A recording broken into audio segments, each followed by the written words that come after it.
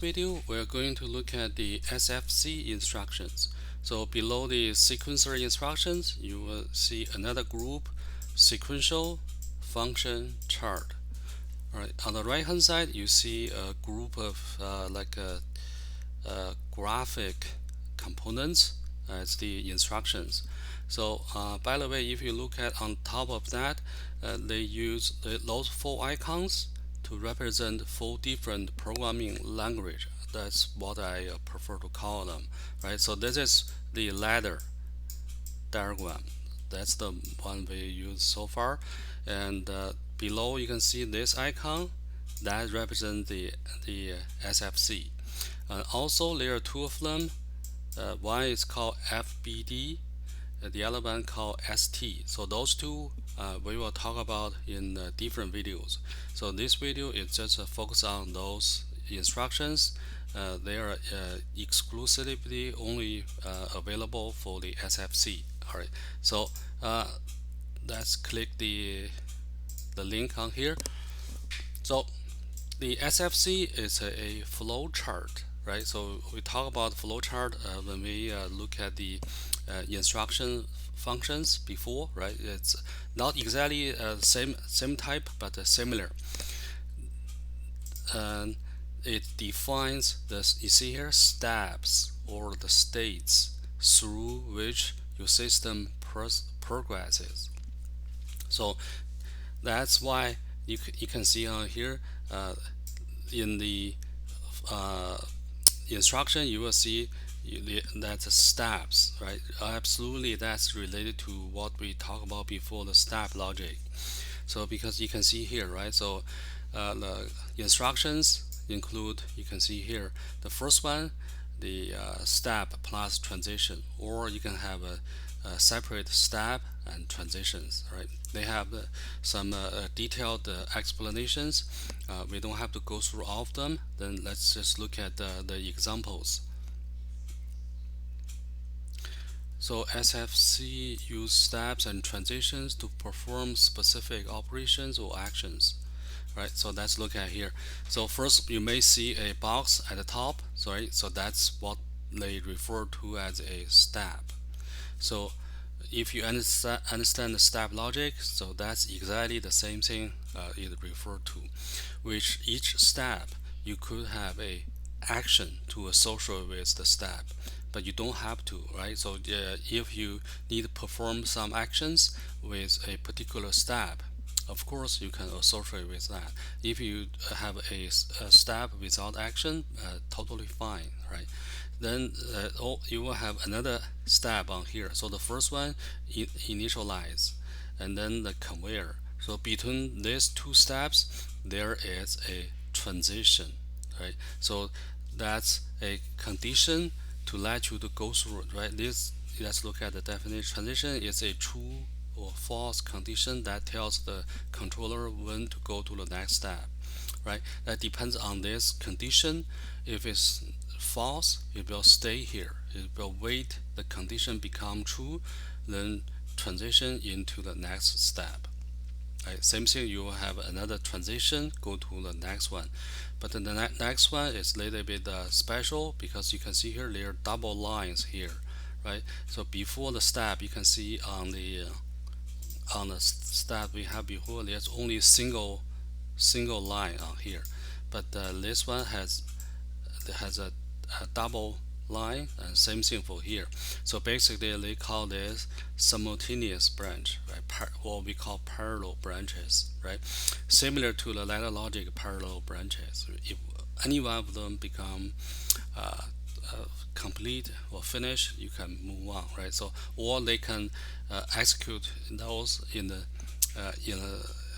in a simultaneous fashion in the same time, right? So that's the first example. Then let's look at the second one. Not many things we can see that on here. No, I don't think select branch, right? So that means you could either go this way, or when this condition become true, you basically bypass, right? Bypass this. Okay, uh, let's look at the actual examples, right, from here. So because it talk about the steps, let's do a little bit of review on the step logic, right? You can see right now I'm calling the step logic.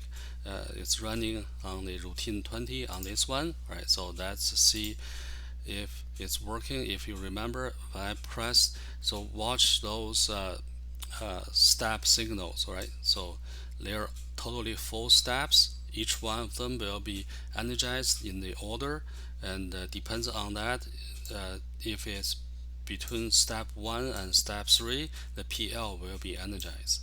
All right, so this is just the what we designed for the step logic. When I first press, you can see the step 1 turn it on, and also because I haven't reached the step 3 yet, so PL is on. So this is what happened with the previous step logic solution. So when I release the button, because of the design of the trigger, it goes to the step 2, and then it waits there, because the condition for the next one is that button press again. But right now I'm released, it's not pressed, and in the same time still that condition is true, so PL is energized. But when I press again, it's gonna go to the step 3. So once step 3 energized, this one will become false, and then PL should be de-energized. So I'm gonna press and hold it, then you can see the PL turn off, right? So what happened after the next one is that when I release the button, it will go to the step 4, sorry. So when step 4 energizes, if you go back to step 1, I cannot release the button, but you can follow the logic. Step 4 will reset step 1, and in turn step 2 will be reset, and in turn step 3 will be reset. So this is what gonna happen. It's gonna happen very fast. When I release the button, all clear. So you won't see the step 2 energize, but it did energize for one scan, and the next PLC scan reset everything. So this is the operation of the step logic. Once we understand this, it's very easy for us to transition into the SFC. All right, so let's look at the on the left hand side of the screen. All right, so first I need to change the subroutine, so I need to call the SFC on here. So just in case if you want, make sure you can see here right now the method is 29. So 29 on the routine 29 goes to SFC, right? Routine 29, right? So that's the routine 29 you see here. So similar to before, we see steps, we see transitions, we see actions, right? So right now you can see green is here, right? So the transition you can see here is PB. So basically, if PB is false, it will stay here. That's what it is. So when I press button, the tag value will change to 1, and then in the true and false terms, that become true, right? Then that will go into the step 2, step 002. With step 002, it has action. This is what we call the structure text, right? So PL column equals, that's called the assignment. We will talk about that with different videos, but this one is pretty simple. You can figure that, right? Just assign the value 1 into PL, right? Identical to energize PL, and then after that, so on and so forth, similar to the step logic, right? So that, let me just try it. If I press, you can see the green is on the step underscore 002, and then the action is activate. And then the next transition you can see is not PB. So that means when the button is released, it's gonna meet the transition. It will go to the step underscore 003. But step underscore 003 has no action, right? But it's okay. It just stay here, right? And it's waiting for the transition become true, which is press again. So I'm gonna scroll down a little bit. So it's waiting for the button press again. So I'm gonna press it. So it transition into step underscore 004 with the action of value 0 to the PL. So that's why you see PL de-energized. And then the next transition is not PB, transition underscore 005, right? So that's not PB, which means I release button. So with that, you can see that follow the line will go down and go back up, go back to the initial state. So when I release, you lose the green, that means it's not activate now. So if we go back, for sure this line go back to here, go to the initial step. So that's why it's a loop, right? Similar to here, right? So step 4 will go back to step 1. So if we try again, even though we can try very quickly, right? Click on, click off, click on, click off, right? So that's how do we use the SFC to design the toggle switch. Of course, it has so many different other instructions I haven't touched, I haven't talked about, but only with the toggle switch as concerned, you can see that's what we use that for the design. Perhaps some of you haven't have any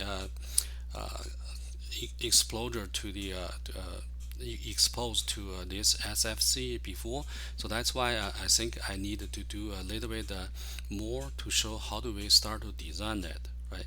So now if you click the controller organizer, you need if you need to start a new SFC, you need to design a new subroutine.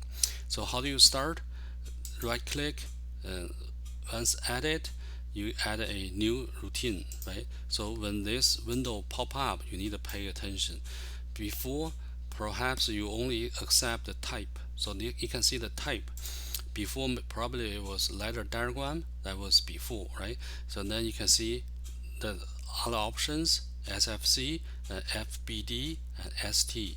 Right? It's 4 different type of language. So you need to choose this SFC, sequential function chart. Right?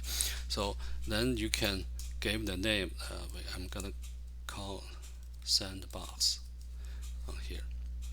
So once you click OK, then you see the subroutine underneath that program, and this one that has a different icon. You can see here all the others are just like a ladder, right? Ladder diagram, but this one you can see it's a different. That's a function sequence function chart.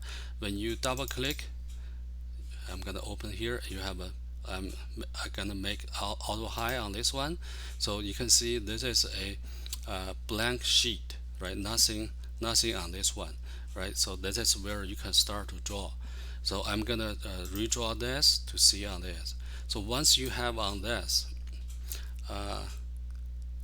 I'm online here. You need to do this. You know what? Perhaps I should go offline. Will be easier to start a design. All right. So once you go offline, you can see here. One thing is on the top. You see all those SFC instructions available, right? And some of the new version, you will have the toolbox on here. You can see on here on the right hand side. If you dock that be available all the time, right? So that's where you can access the instructions. Or the other way is that you can right click, you can choose add on here, so it will have the pop up on here. So I'm gonna go little by little on here, so I can create a step, right? Click OK. So then you can see here it create a box on here. So I can maybe zoom in a little bit. So you can see that's the box here. Automatically it create a tag associated with the box. It's called steps underscore 006. So you don't have to change it, you can just accept it. Right. So then on here you want to have a transition, right? If you highlight here, you choose transition, you can drop it. When you see the green dot, you can see that being dropped in here. So if you see on here it didn't complete, that means you haven't set up the condition yet. It has a question mark. So we can set up the type in the PB just like the left hand side, right? So then you can see that red is gone, right? So that's how do you set up on the transition on here. Then if you right click on here and add FC, this time we can try a step, right? A new step, and I wonder you can also line up like this, right? If you want to change the location of this, that will go with that. You can see here, right? So you can even make different. You can make a longer or shorter line up, right? So that's what you can do with that. And or you can delete, right? You can delete, and then if I choose this one, step with transition, same thing, right? So you can see here, I can drop on here, so I have a step and also have a transition go with it, right? So in this way you can type in again, the condition over here is also like the logic process or the ST, right? So that's some condition true and false that result on here, right? With ST, obviously we have to learn that before we can understand it. But so far you can see this is what we can use that on there. Oh, I haven't shown this yet. So the action. So if I want to associate this one with a action, I think that's this one, right? You can see that, and then